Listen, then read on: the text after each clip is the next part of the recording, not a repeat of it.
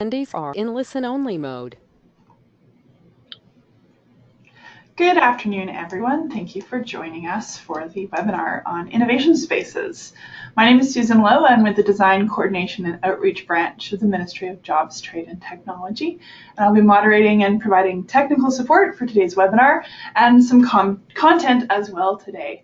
I'm located in Victoria, BC, in the traditional territories of the Lekwungen-speaking people, namely the Songhees and the Esquimalt First Nations.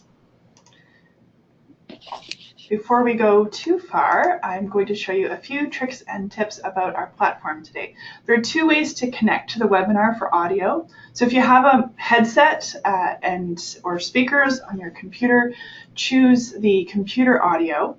And if you're concerned about your bandwidth or if you don't have computer audio, you can select phone call instead. And dial-in information will get displayed. So you get a phone number and an access code that gets you into this webinar, and then a PIN, which is unique to you, and it lets me mute or unmute your line if you ask to speak or you're doing question and answers, things like that. So the control panel for GoToWebinar, you can use the orange arrow to hide or unhide all those functions. It hides itself automatically when you're not using it after a little while, so don't panic if it goes away. You can also go full screen by tapping on the little blue button if you want to see us super big.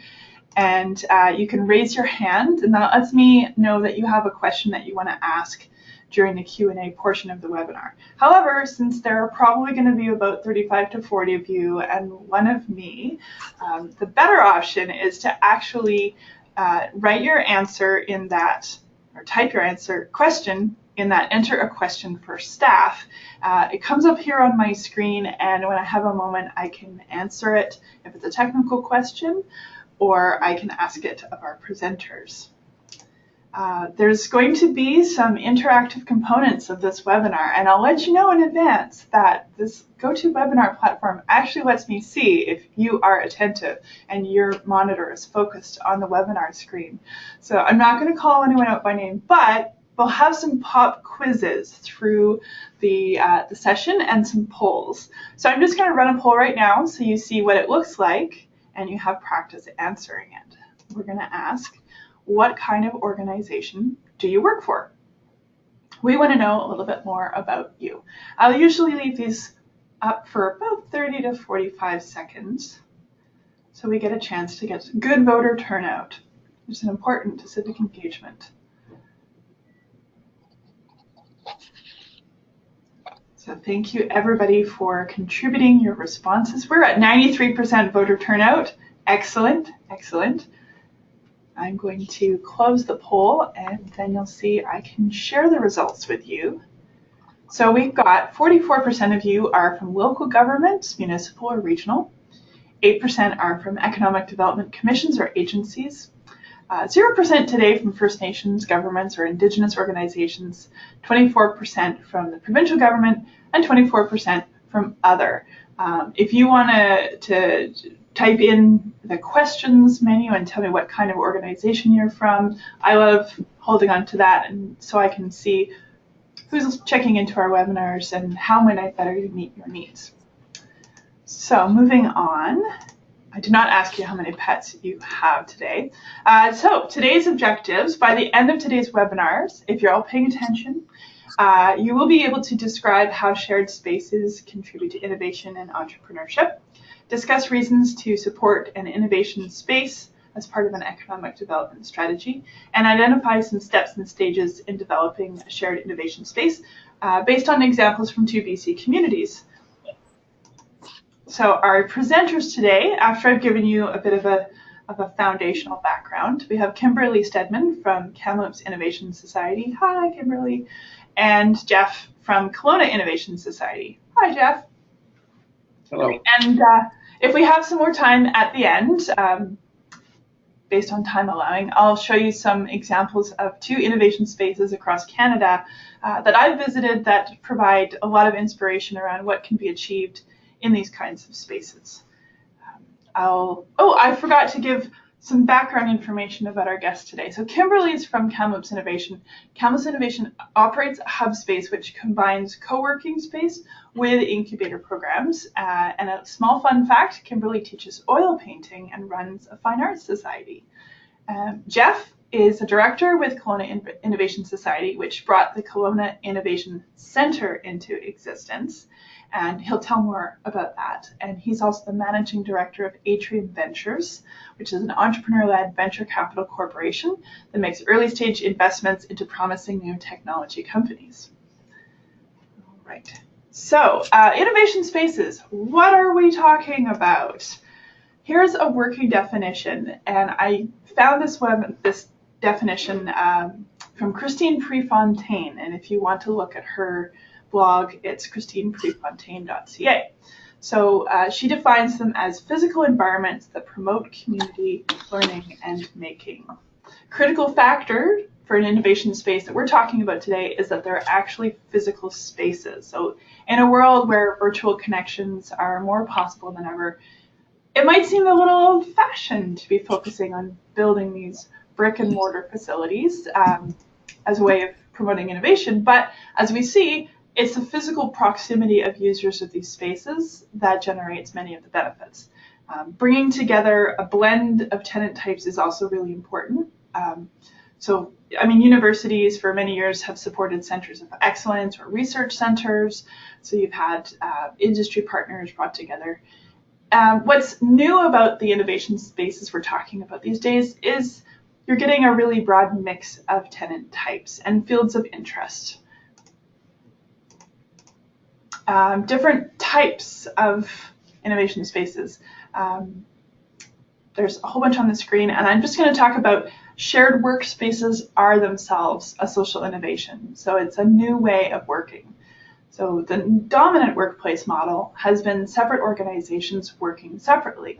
And that may have made perfect sense at one time, and it might still make perfect sense in many cases.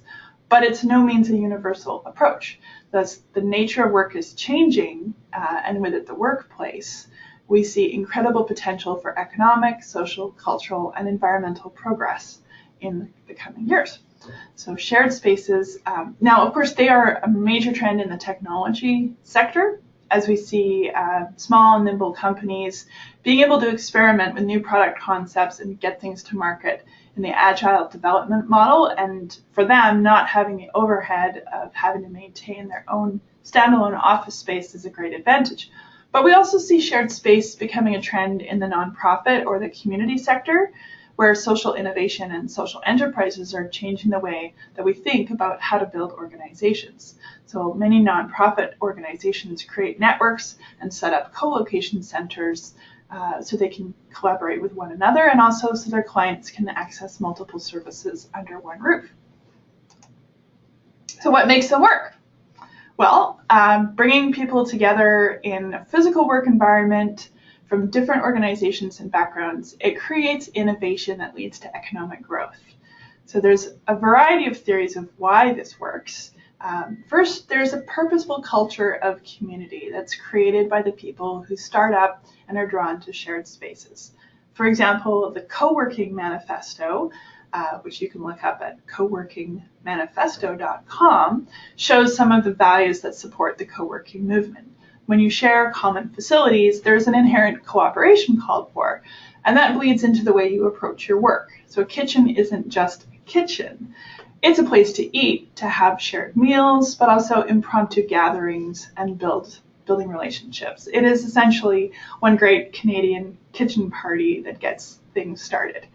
Within those relationships that you've built, it's easier to exchange ideas, to access knowledge that might otherwise be hard to come by. You sit together with someone and share a problem that you're working on, and these conversations sort of blow away the cobwebs. Someone brings beginner's mind to your problem, and someone else brings decades of experience in a similar or parallel field. Having conversations with new people all the time gives you a lot of opportunities as well to explain what it is I do. And the more often you have to explain what it is I do, the more clarity and certainty you can get on the value that you're delivering, or even being able to explain your problem clearly so that other people can help you. It essentially forces you to work on the elevator pitch for your work every week or even every day. So this graphic comes to us from iHub, which is an innovation space located in Nairobi. And I found this online actually from quite a few years ago, and it takes a lot to unpack. So I've also provided a PDF copy of it in the handout section of your webinar control panel. So this just addresses some of the different things that innovation spaces bring. Obviously, internet connectivity. In Africa, it's a huge deal, but it's also an issue for smaller communities in BC, where getting access to a high-speed, fat pipe internet connection can be a barrier for people who want to start businesses from their homes or from in their own communities. So coming together to share a big fat pipe of internet connectivity can be really helpful. Open interactions, critical to the success of innovation spaces is this thoughtful approach to bringing people together. So running education programs, monthly munches where people have lunch together, etc. This is one of the big benefits of having an innovation space. It actually gives you a venue to hold these things. And for a lot of communities, finding venue space is one of the first barriers that you have to deal with. So the welcoming environment, joining people in a workspace can actually, for many people, reduce those feelings of isolation that can plague solo workers and entrepreneurs. And your personal growth experience, not only from the people that you brush shoulders with, but also having access to other resources and workshops and activities, and these all help people to grow. So I'm going to do a little challenge for myself here. I'm going to ask you, are you aware of an innovation space in your community? And if your community has something like this, submit the community name to me through that Ask a Question box. And as the webinar goes on, I'm going to try to build a slide which shows all of the different places in BC that innovation spaces are starting to pop up. It's a technical challenge for me to do while our speakers are talking. Everybody cross your fingers. Another thing I'm going to mention and how the BC government is supporting these innovation spaces, or at least getting involved in them. The BC Venture Acceleration Program. It provides entrepreneurship support through partner agencies throughout the province, some of them located in innovation spaces like we're going to talk about today.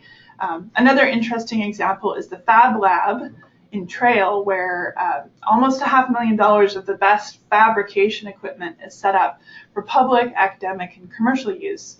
And alongside that program, there's an entrepreneur in residence, there's funding programs and guidance on commercializing the new discoveries that get made in the Fab Lab. So yeah, there's a map here that shows the different regions that the BC Acceleration Network operates in, and if you Google BC Venture Acceleration Program, you can find out more about those partners, some of whom are featured today. So I'm very excited to be able to introduce the first of our two speakers today. Kimberly is the Operations Manager for Kamloops Innovation Society. Kimberly, please share with us how the innovation space came to life in Kamloops and what you do with it. I'm going to turn the presentation screen over to you.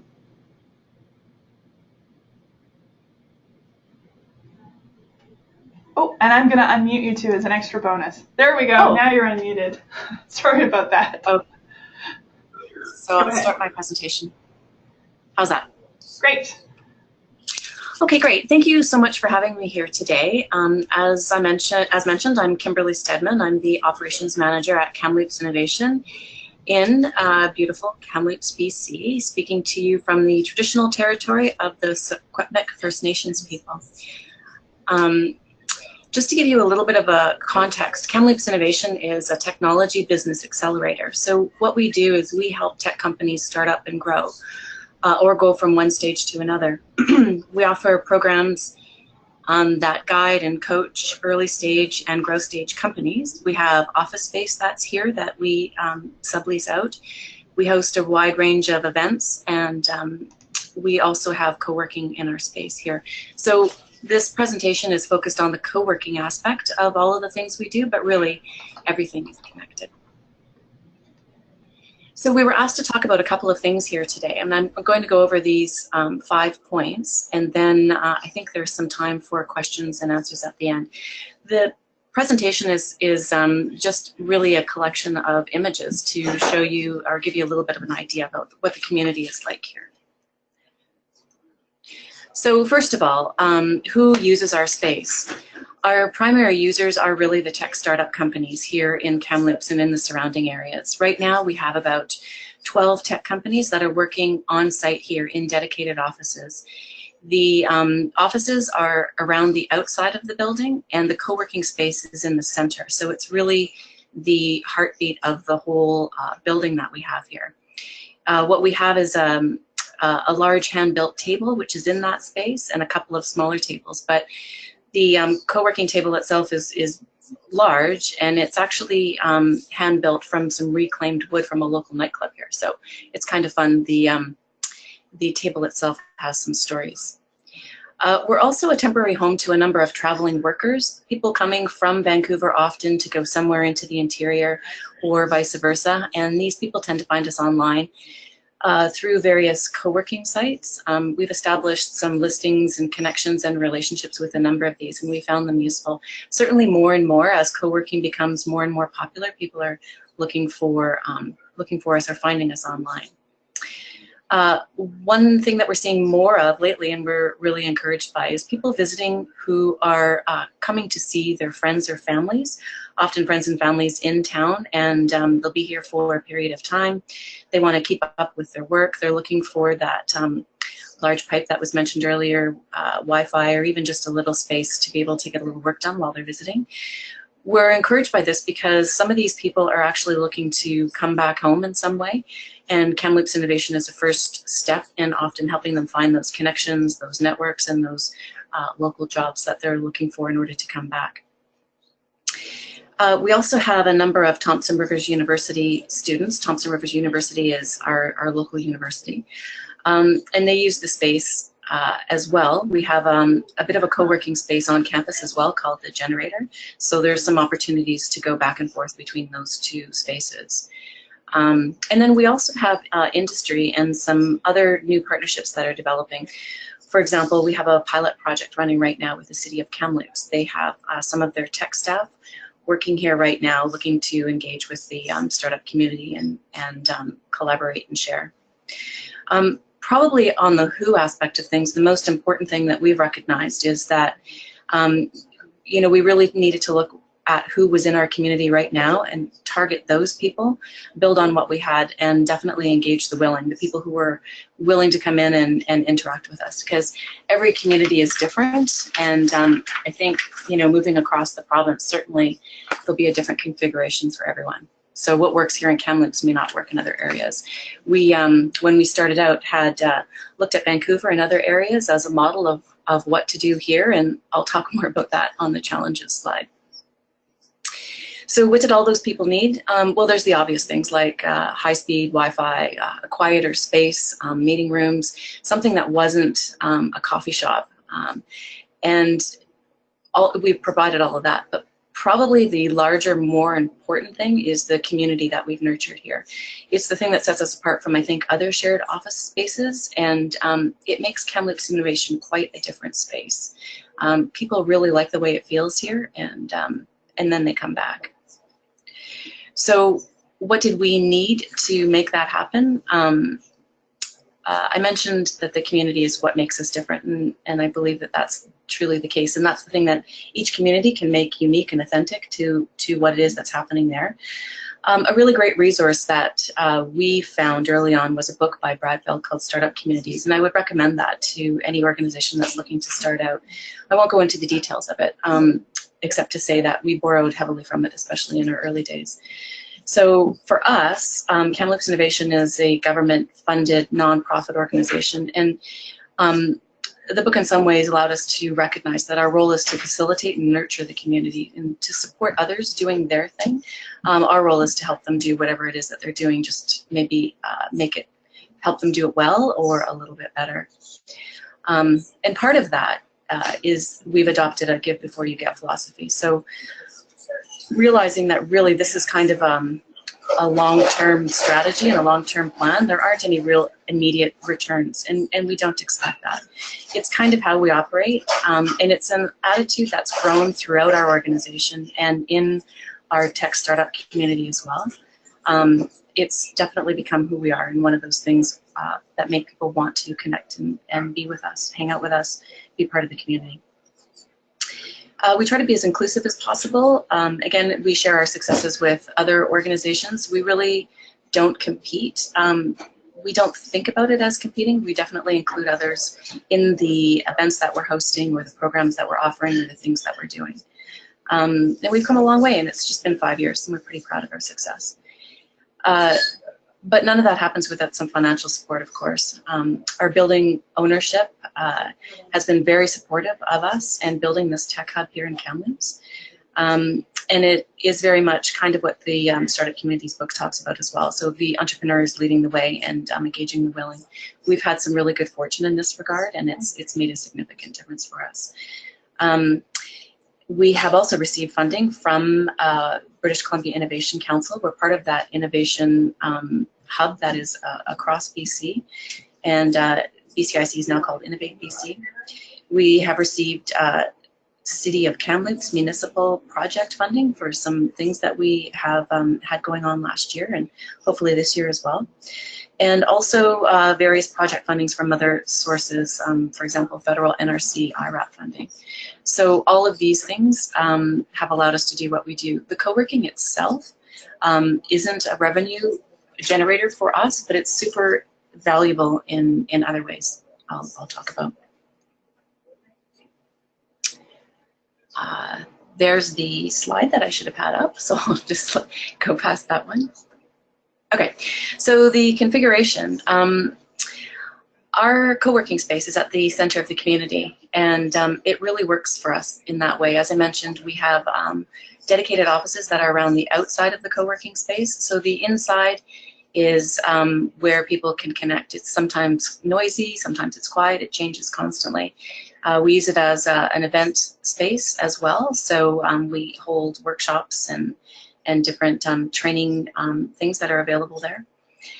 There's an adjacent lounge where people have casual meetings or little short naps sometimes.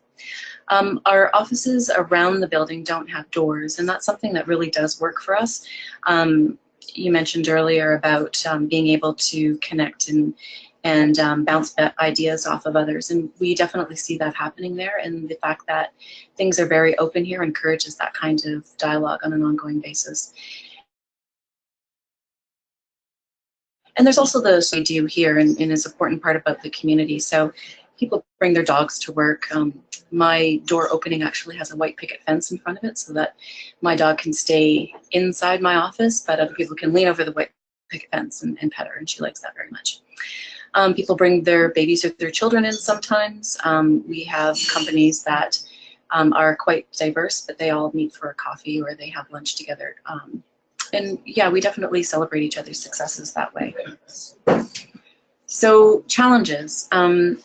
There were a lot of challenges. We've been at this for about 5 years now. Finding a model that worked was a very big challenge. I mentioned earlier that we looked to Vancouver to build a prospectus and plan out how we were going to develop the co-working space. We thought maybe we would do it separately in a different area. We thought we'd charge so much based on a sliding scale of fees and how many hours or which part of the day that people were going to be there, and it got extremely complicated. And it just really didn't work for Kamloops. For us, we recognized that it's really not a revenue-generating opportunity for us at all, but what it is, and it's an extremely valuable way to bring people into our community to showcase our programs in a subtle and more authentic way, and to demonstrate the benefits of working together and growing this community together. So we don't charge, it's free to drop in, and if people do want to come regularly, we will ask that they contribute to the community in some way. Maybe that's $100 a month, or to share their expertise, put on a workshop, or create some kind of a community event that would benefit everyone. In smaller centers, sometimes maybe it's not a matter of opening up a co-working space or finding a space within another space, which is kind of what we did. Getting the word out was another challenge that we had.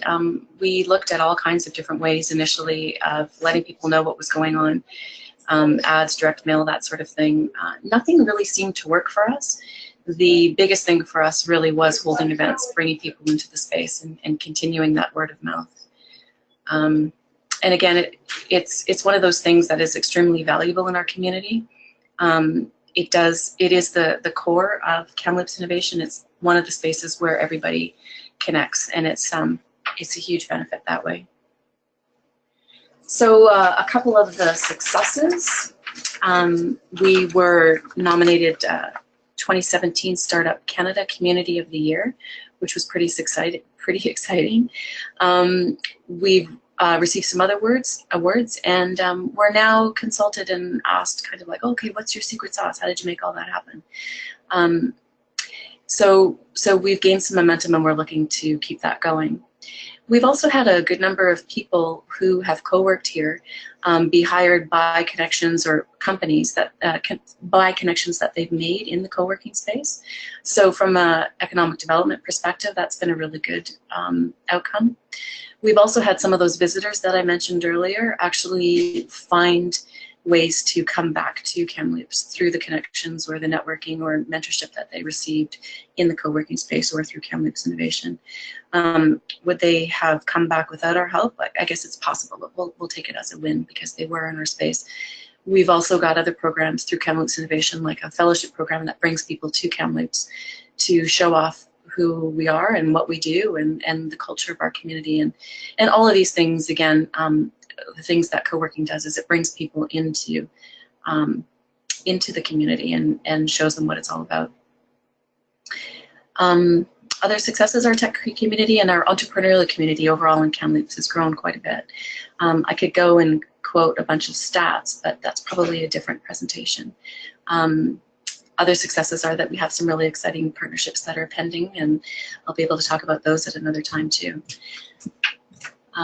This last slide is just a collection of some of the images, some of our events that we've had. If you look at the bottom left, that's our co-working table that I mentioned, made from reclaimed local wood. There's a prototype on top.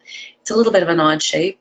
That's an old photo. The walls now are plastered with whiteboards and all kinds of other things. You can see people eating around the table right beside it. That's something that happens quite a bit. And then there's other community type engagement things pictured there. But that's my presentation. I don't know if there are any questions or comments.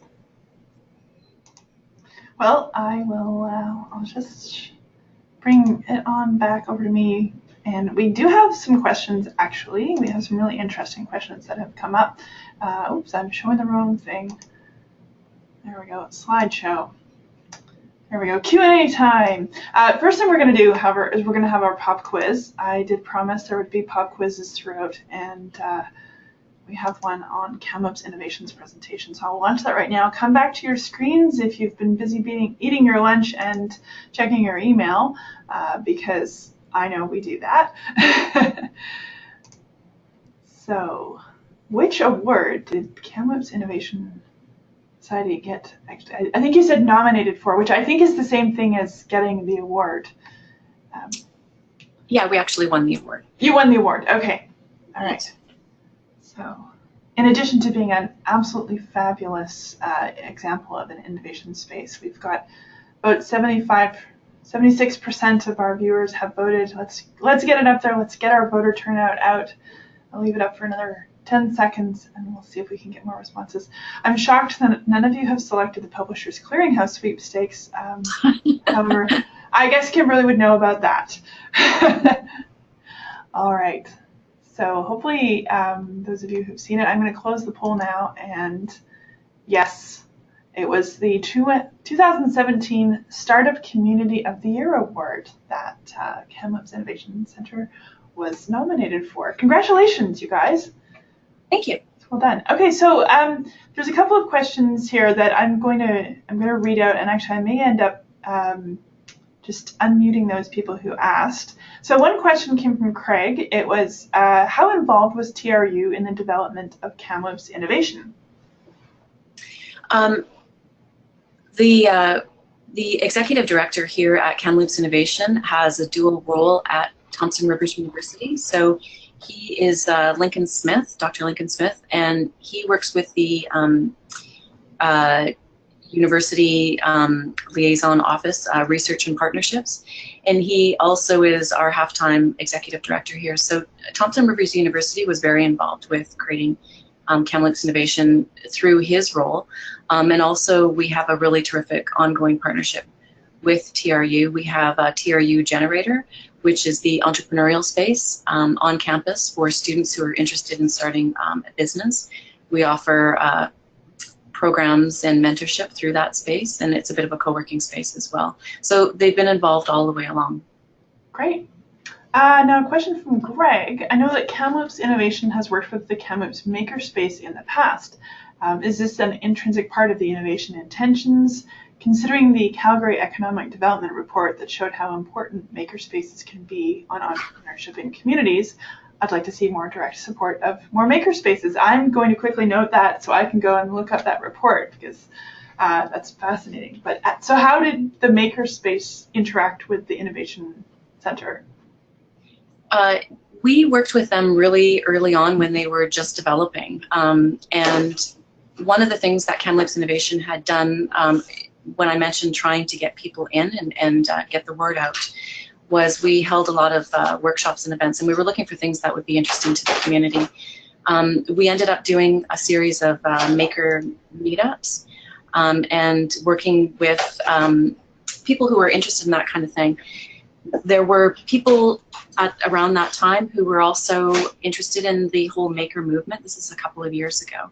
So in our context anyway, it's a really good example of helping other people do really great things, because there were some people really passionate about creating a makerspace in Kamloops, and so we worked with them to help them find a space and create some programming to pull people in, and then really got out of their way so that they could go ahead and operate in the way that they needed to and service their membership the way that they needed to. So it's definitely a really great collaboration early on, and we continue to work with them as they request or as things come up.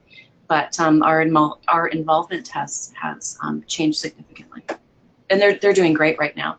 They've got a large building. They've expanded. They've got all kinds of things. They've got a wood shop, a metal shop. They've got an electronics lab, 3D printer lab. They've got a whole art section as well. They've expanded into pottery. They've got wheels and kilns and all kinds of stuff. It's quite that sounds fascinating. Yeah. Yeah. I'll visit the next time I'm up in Kamloops. Okay, and there was one other question from Barry, and he was asking, and I don't, you might have an answer to this, or it might just be something that we might bring up again towards the end and get more conversation going. Is, can a private corporation offer, if they have industrial shop space, can they offer it to the innovator community if it's set up to be a multi-user facility? I don't see any reason why not. I would love to have that conversation. Barry? He's not in Kamloops, actually. He's in Edgewater. So. Okay. Yeah. Okay. We might bring this back at the end, actually, because I think it speaks to the kinds of partnerships and collaborations that happen in the early days of getting innovation spaces set up. So. Okay. Great. Well, we're halfway through our time and halfway through our presenters, and that's fabulous. Oh, we have a couple more. Oh, and Greg shared his link to the Economic Development Report. So what I will do is I will put that into the chat, and it'll get sent out towards all of you guys very soon. And I'm working on keeping up with all of the questions. So what I'm going to do now is I will turn it over to Jeff to talk about the Kelowna Innovation Center, remembering to unmute Jeff. And Kimberly, I'm going to put you on mute so you don't have to worry about your noise. There we go.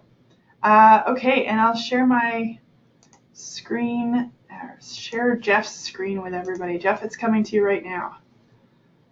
Okay, how's that?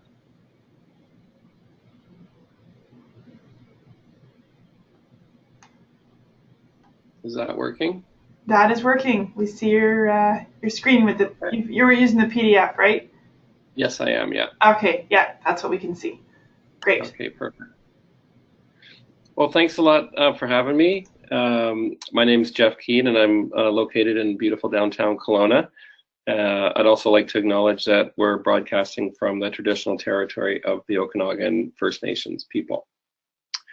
So I'm going to take a slightly different tact than Kimberly did, mostly because our innovation center was started from the ground up, and part of the takeaways, for the group today is kind of, the process of establishing and building and operating an innovation center. And so I'll get into a little bit more details around the business model and the structure and why we did this. And I'll share some of the learnings at the end, and as well as some outcomes. And so this, basically, the Innovation Center concept came about through my experience at Accelerate Okanagan. I helped found Accelerate Okanagan December of 2010, and we launched actually January 1st, 2011. And Accelerate Okanagan is very similar to the Kamloops Innovation Society. So most of what Kimberly had mentioned about the financing and the intent and the focus on startups and really supporting entrepreneurs is very, very similar. Both the Accelerate Okanagan and Kamloops Innovation Society have worked very close over the years and shared programs and shared events and things like that, and learnings and knowledge. So we've had a very symbiotic relationship, as well as several other regions around the province that are involved in the Venture Acceleration Program. So just to give you a brief background, founded in 2011. We were, along with Victoria, the first organization to launch the Venture Acceleration Program. And we started to see some early support in helping entrepreneurs start and grow companies. Very quickly, we had 300 startup companies through the door looking for support. We had no idea when we launched exactly how big the startup community was in the Okanagan region, or how many entrepreneurs were thinking about starting and growing companies.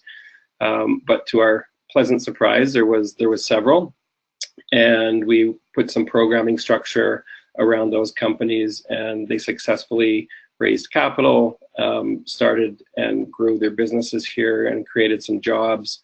And so we were at a point, with what to do next with the startup community here, mostly centered in Kelowna.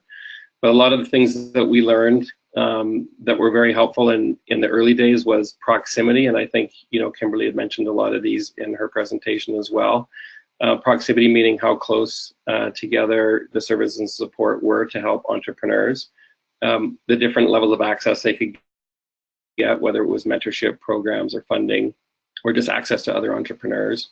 The collaboration that was happening between those companies. We're also big supporters of the Boulder Thesis, which was Brad Feld's Startup Community's book, and the Give First, ethos, which is really all about, giving to entrepreneurs in the community without expecting anything in return. And the inclusiveness part, which is, everybody's involved and everyone's allowed to participate and encouraged to participate. So those were some of the learnings that we experienced at Accelerate Okanagan, and the shared experiences with Kamloops Innovation Society. So the next kind of, step for us was that we also became aware of some other organizations in our community that were doing some really interesting work, whether it was on the academia side or the private business side or the government side, around supporting entrepreneurs and startups.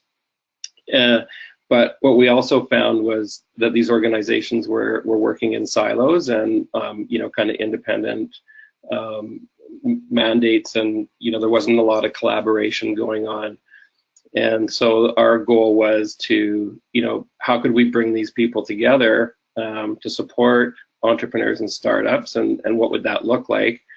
And in January 2013, we invited 24 community members that were represented actually on that previous slide that you'll see here.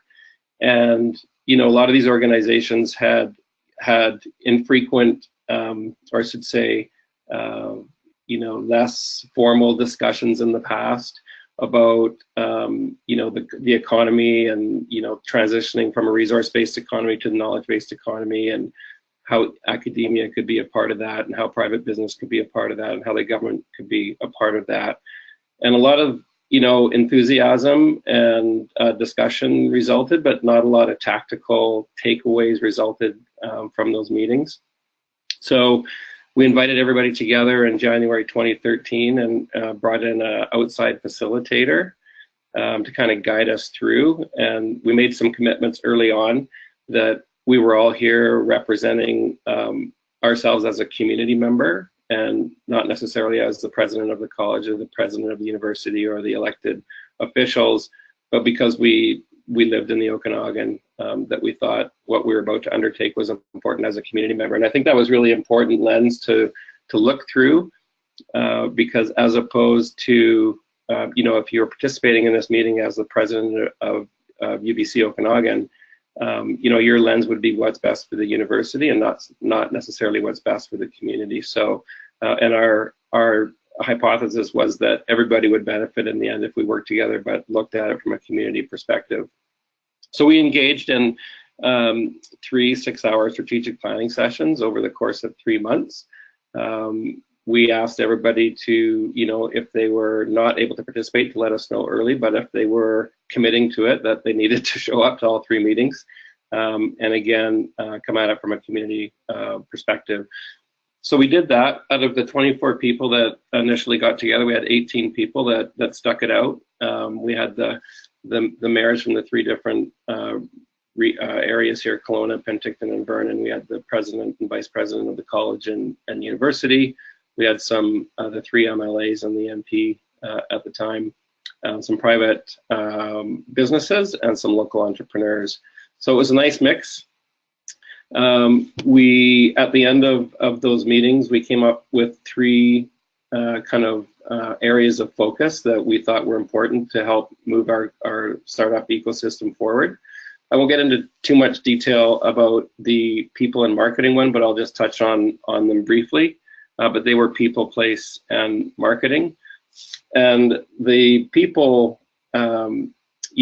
focus was, if you talk to any growing startup community, there's a lack of talent and a need for talent. So that was really, how do we attract more people here, but also how do we work more closely with the college and the university, and even a little bit with the high schools, to create awareness about all the great opportunities to work in the tech community here, and try to retain the talent that graduates every year here in the Valley, which is, now UBC Okanagan is at capacity with 10,000 students just about, and Okanagan College between their campuses and all the different programs close to 20,000. So there's a pretty good crop of people that we'd like to attract and retain.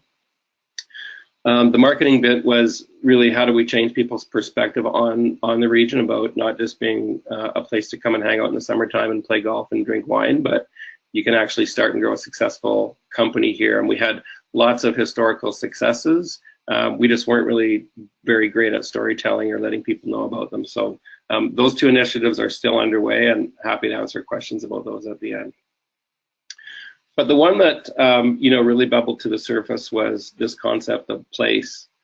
And after a lot of discussion, we kind of looked at the region, and our first concept was, maybe we should create this map, or this this network of nodes that represented all the different places in the region where entrepreneurs could get support. And whether that was office space or mentorship or programs or funding. But when someone showed up in the region, we should be able to point them to the right place. And, so we kind of went down that path. And this working group, I should have mentioned that, 8 or 9 people joined each one of these groups. And the place working group started to do quite a bit of research around what other regions were doing interesting and cool things around supporting startups.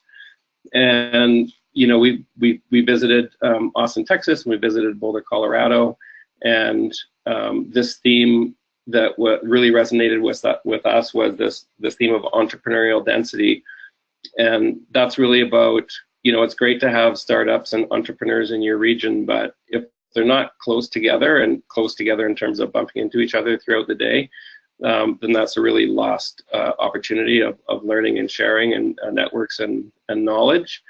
And the things that Boulder and Austin have done really well is that, you know, their startup communities were started by entrepreneurs that encourage people to start companies in a certain part of town so that they could network and share and collaborate. Competitive companies would end up in the same building, sometimes on the same floor of the building, because as we all know with startups, a lot of companies fail, but that's just a lot of talent and access for companies across the hall. So a unique way of looking at things, but I think Boulder now per capita is the #1 entrepreneurial community, you know, in the US, which for a population of 110 or 20,000 people is pretty impressive. So we took that and, you know, we started to talk about, you know, what if we could bring the region's economic engine together? What if we could maximize the collision points where innovation happens, and you know the entrepreneurs had direct access to the things they needed to be successful, and you know we could start to work on the talent piece with the educational institutions as well, and a real you know, and one of the key points to this structure is it's kind of an old artifact here that was created a long time ago, but it kind of represents a community or a building or a district. But one of the key areas highlighted in orange there is the shared space bit, which we thought all along was really critical. But we thought if we could bring these types of groups together, that we could attract capital, talent, companies, and students. And the spin-offs would be jobs, companies, and economic development. So that's when we really started to look at if we're going to do this, you know, what kind of business model would make sense. We were fortunate enough to have strong private support in terms of capital investment to build a building, and we looked at a pure private model of just offering full commercial retail space, but we also realized that it was a narrow market. It would require standard leases, didn't have a lot of community engagement, and it really didn't work for entrepreneurs and founders of early stage companies that can't afford you know, long-term leases when they don't even know on a day-to-day basis what the status of their company is going to be.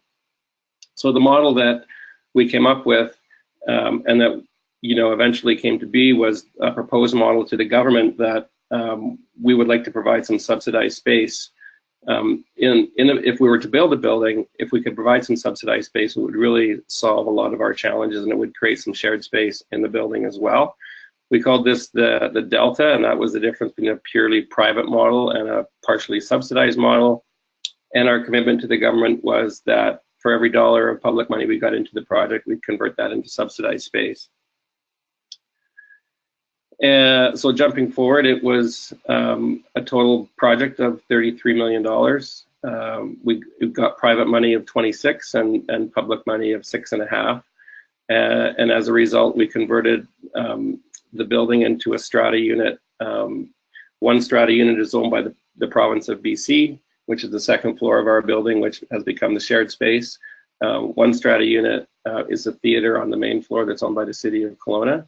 And because we had the city and the province behind the project, the federal government paid for the tenant improvements in those spaces. So a total of about $10 million of public money into the project. 3.5 of that was for build out and not capital costs. So we ended up with about 20,000 square feet of space in the building that's subsidized. I'm going to flip through a few quick pictures here. You know, we designed, as Kimberly alluded to, you know, this concept of collaboration and collisions that are really important for, you know, supporting entrepreneurs and startup companies and knowledge sharing. So we created some spaces in the building that really foster that.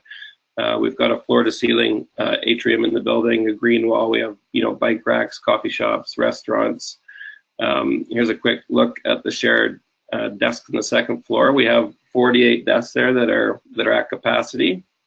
We also have a kitchen lounge area, some meeting rooms, boardrooms that are all accessible not only to tenants in the building but people in the community as well to book out.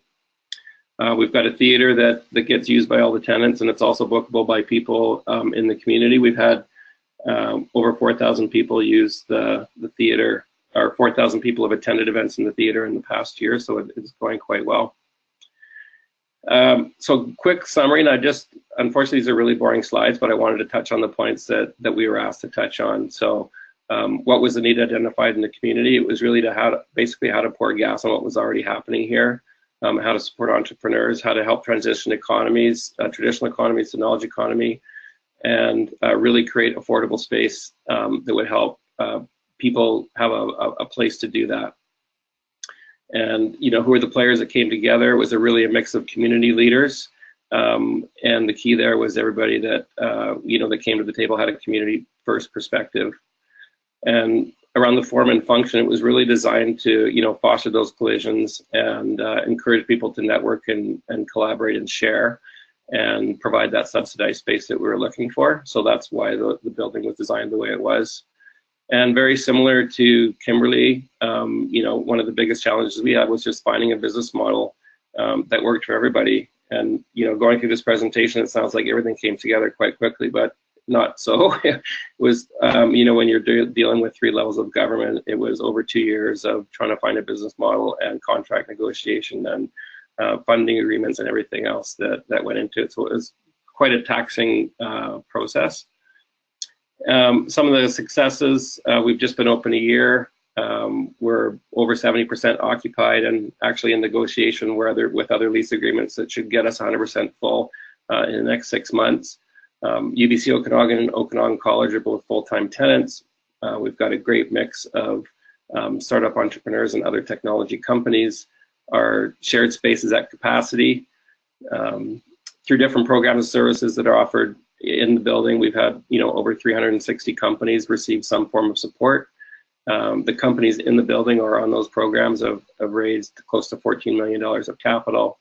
As I mentioned before, the theater is getting quite good utilization, as well as the rooftop park, which we have, which I didn't really show you a picture of. And it's really helped, along with a lot of other organizations that are relocating to downtown Kelowna, really increase the vibrancy of what's happening here.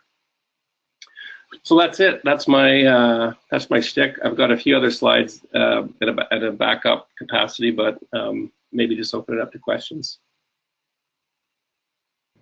Great, thank you very much, Jeff. It is such an impressive looking building. It's amazing to hear the story of how it all came together. So I'm going to try to make myself a presenter again here, and there we go. Okay, we're back. We're back.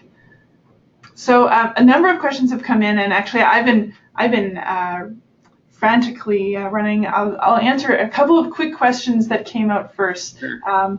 Can we share the slide presentations?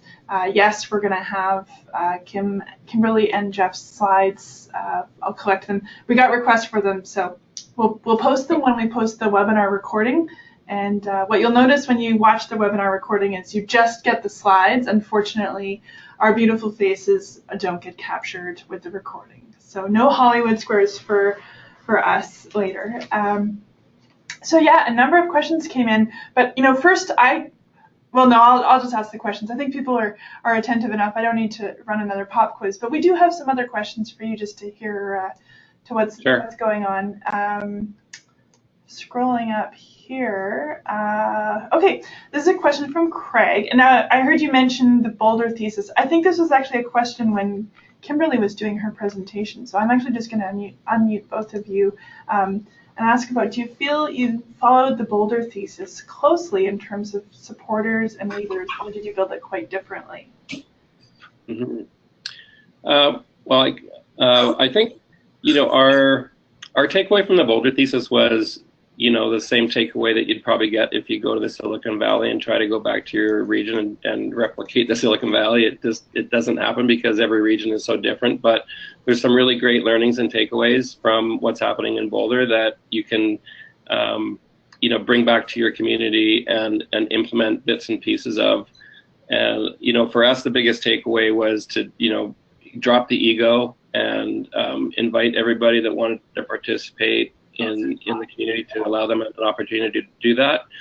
And, just this give first kind of ethos of let's just commit to doing something with no expectation of return and see where we go from there. there's lots of co-working spaces and venture capital firms and other things in Boulder that we don't have necessarily here, but the concept of what they're doing is what really inspired us. I would agree with everything that Jeff said. As you mentioned earlier too, Kamloops Innovation, when we were starting out, we looked to the Okanagan for support, and very generous in sharing, and that's kind of that inclusive, give before you get kind of attitude that we really appreciated as well. So I think, like Jeff said too, looking at it, getting ideas from that, and then figuring out how to implement it best in your community, because we're all different. What's your Awesome. Okay, we had a little conversation before about a private company that has some space. What's interesting is, since that happened, we have someone in Vermeer who's looking for space for the makerspace group. So I'm going to try and connect you guys. I know Vermeer is not Edgewater, but there could be some talking that happens there and some networking. Alicia asked, are there any examples of a live, work, or work rental innovation centers? So when you combine residential with one of these innovation spaces. Anyone familiar or heard about those things? Well, there isn't anything in Kelowna that is doing that, but I know that WeWork is getting into We Live now, I believe it's called, which is combining, shared working spaces with accommodation as well. I imagine it's just a matter of time before it'll happen in, I think initially probably in bigger centers, but it's something that's definitely, on its way for sure. Did you guys think about doing a residential component in your building? No, we didn't think of that at the time. I think that, we were hoping that by encouraging more companies to relocate downtown, and kind of the building would act as a hub of a resource center, that other people would start to develop some affordable housing around our region, which is happening now, which is nice to see.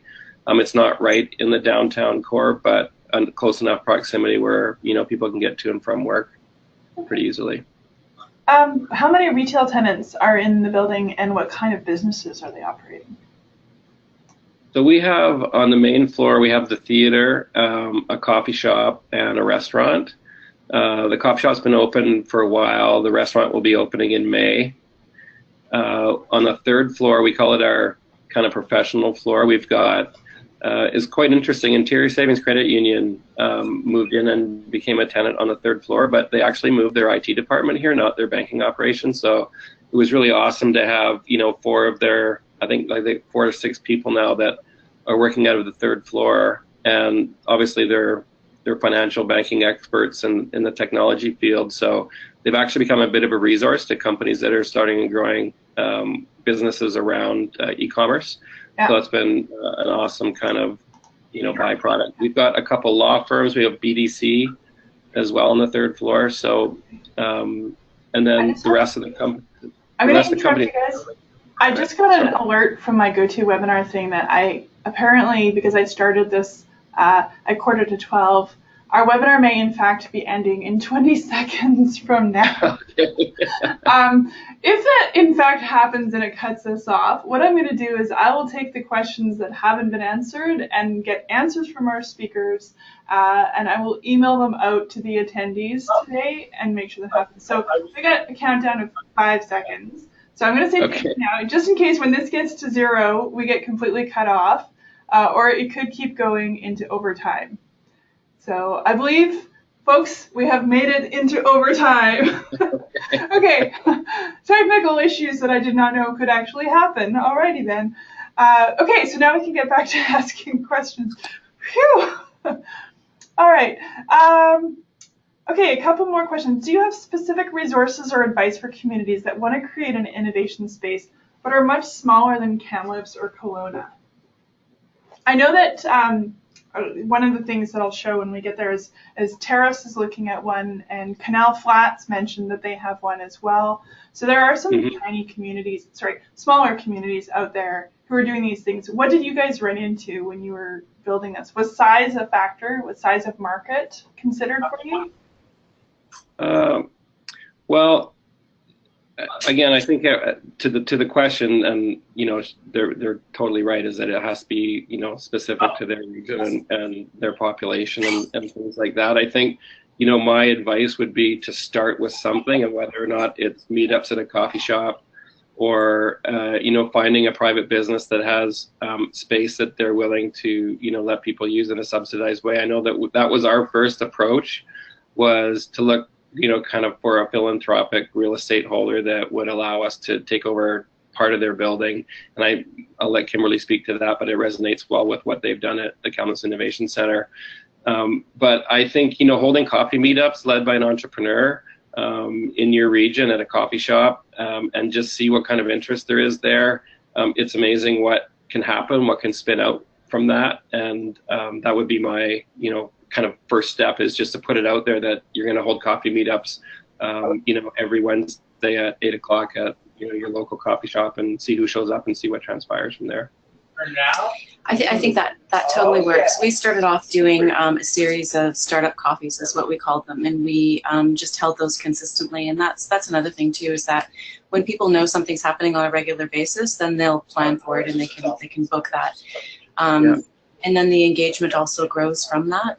And in our context as well, as Jeff was saying, we had a super supportive entrepreneur landlord who was interested in growing this, or creating this, and giving us a lot of runway and leeway to do things in the way that we wanted to do. But that evolved over time as well. So it's kind of trying things and seeing what works. And then going with that, and talking to people too. It's kind of the advice that we give our startups. Go out and talk about what your vision is, and test your business idea, and get feedback from people and find out what it is that they want. When we tried to guess in the early stages about the kinds of events that our community was interested in, it was really difficult.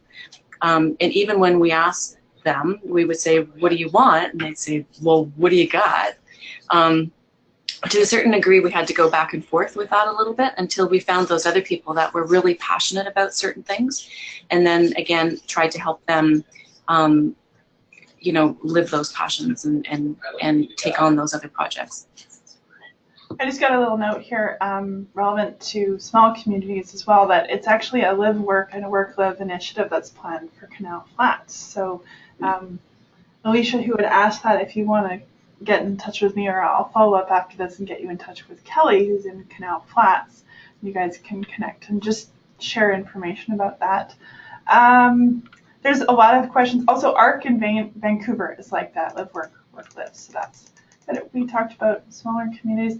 I think also it's important just to note that every initiative needs to be localized for your own community and begin with what you have. I know that Squamish began sort of by looking at communities or companies that were in the recreational technology and also health and wellness. And so they gathered together like-minded entrepreneurs like that, who realized that there was benefits to be gained from sharing spaces. And I mean, this can start as small as 3 people deciding that they're going to share an office space and growing from there. So it doesn't have to start but with a 6-story building or taking over the entire floor of a building. Terrace, we heard from Terrace. Terrace has huge support from tech entrepreneurs. They're looking for funding for $70K. They have a space and a large partner on the board for a 2-year pilot. Governance and an operator of the space are the current challenges. What did you guys have for governance structures? We have a board. Is that what you mean? Like a board that we report to, for sure. Yeah, and those are largely made up of entrepreneurs in the region. And there's some support from TRU, which we're partnered with. And so we look to them to help with strategic planning and that sort of thing. We have regular board meetings. And they've been a huge asset for us as well because of the networks and the knowledge that they have. So, for example, in our context, one of our board members is involved with the city, and so we've really benefited from that as well. And with TRU, their role there. So the board is a really great asset if that's what they're looking to do, to set up a board. Yeah. So you're a nonprofit society, and Jeff, is there a nonprofit society that runs the Innovation Center? Yeah, so Accelerator Okanagan has its own board, and when I was there, and they have a great board, and they're, as Kimberly was alluding to, super helpful in moving things forward. And then in terms of the Innovation Center itself, all the public space in the building that we had government funding for is managed by the Kelowna Innovation Society, and we have a board as well. So yeah, yes, in both cases. Yeah, yeah. I know from looking at innovation spaces in other cities, a lot of places will form a nonprofit society that just allows all the different stakeholders to have a seat on the board. Another thing that's possible here in BC is the community contribution company, which is a corporate model that lets people invest in sort of a proportion of the profits from a venture can be returned in the form of dividends to those shareholders, but a certain amount is also retained in the society or in the company for the community purpose. So if people have sort of private investors that want to get on board with this, then the 3C company can actually give them a way to have that blended private-public model. It's something that I actually don't know if other provinces have done it yet. I know that BC introduced those. I think you could register them in 2013, and there's 61 community contribution companies in BC. Mm-hmm. I just looked up that stat last week, actually. Just a quick comment in terms of board composition. Mm-hmm. Assembling the right board is probably more important than having just a board for the sake of having a board. And I think that not-for-profits can save a lot of money by having, a legal, a lawyer on your board, an accountant on your board, someone from academia on your board, as well as entrepreneurs, because it can really, help move things forward a lot quicker and a lot more affordably than otherwise. Cool. I'm just doing a quick question. All right. I'm aware that we're getting close to time. I want to share two of my favorite stories of innovation centers with the audience. Oh, and here's our list of innovation spaces in BC. So this is what you wrote in. There might be some, of course, that are out there that just nobody on today's call knows about, but it shows we've got big communities, we've got small communities, north, south, island, trail has got it going on. They've got several, and it sounded like the Columbia Valley had a lot going on too. So that's an interesting collection there that we made happen. It'll be in the webinar recording if you want to go back and look at that list later. I want to share two examples with you really quickly of innovation spaces that I found. So for people on this call who don't know, in my other life, I'm a local government counselor in Esquimalt for another 5 months, and we get to go to conferences, and part of that experience is going to see fascinating and innovative things across the country. So I learned about these two places as field trips. One of them is now called the North Forge Technology Exchange. It's in Winnipeg. And it actually started out when I went to visit 2 years ago. It was mostly a makerspace with a tech entrepreneurship startup thing. And they've now actually, I think they've merged as an organization with 3 other spaces in Winnipeg. So they have the Manitoba Technology Accelerator and Startup Winnipeg as well. So when I went, one of the fascinating things about this place was the makerspace is on the 3rd floor of a fairly old industrial building in downtown Winnipeg. And they had to do all kinds of things with the city to get the building permits to bring that equipment in there. So this is one of the ways that local government gets involved in supporting these spaces, is in having that yes attitude for looking at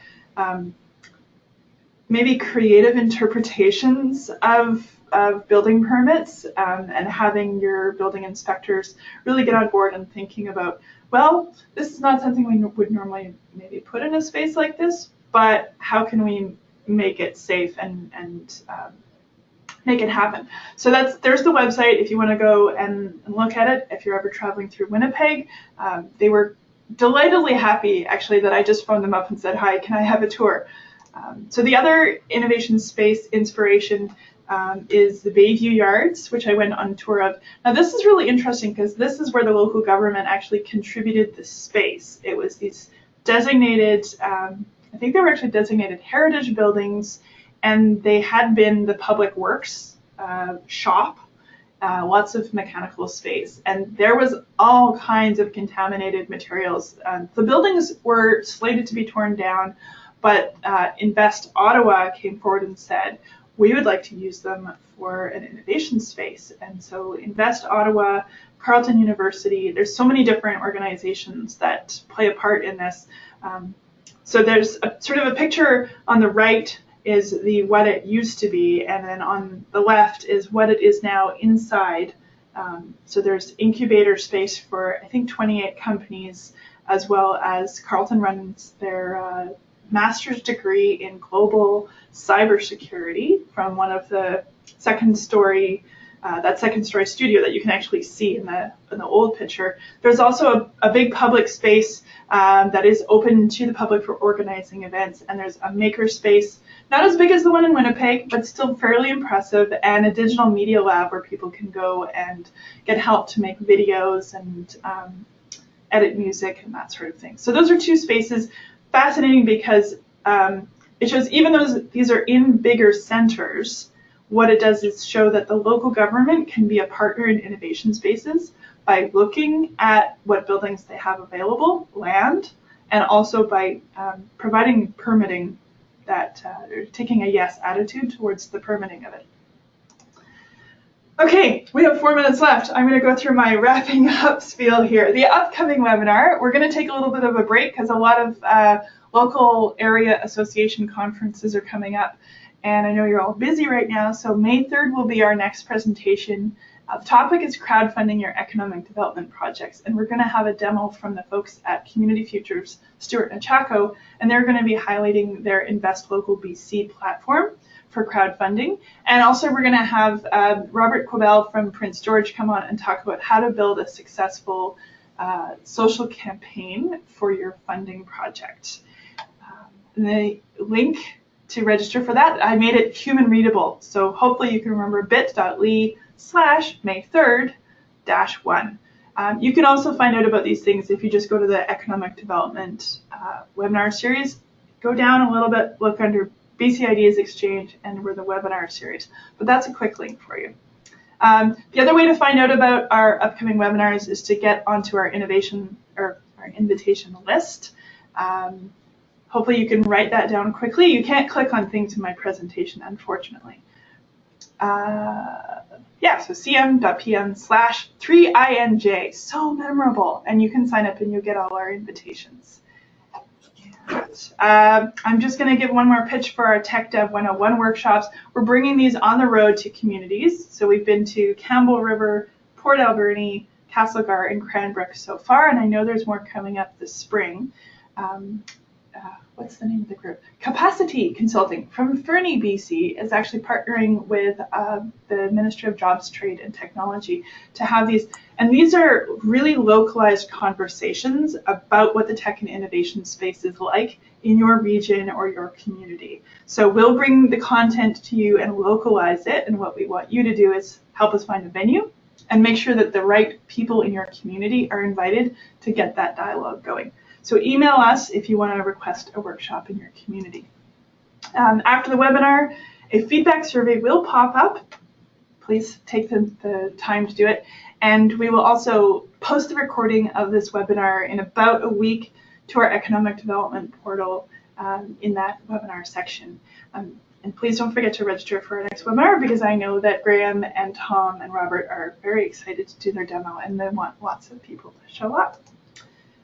Thank you very much for joining us. There were some other questions, and what I'm going to try to do is take those questions and connect you with the speakers or see if I can get the information for you. Any final words from our speakers before I let everyone go? No, thanks a lot for having us. That was a lot of fun. Yes, thank you very much. Thank you guys for being great sports and bringing your experience and passion. So thanks. I'm going to close the webinar, and this happens awfully abruptly. It just ends just like that. So thank you, everybody, and we'll see you in a few weeks. Bye.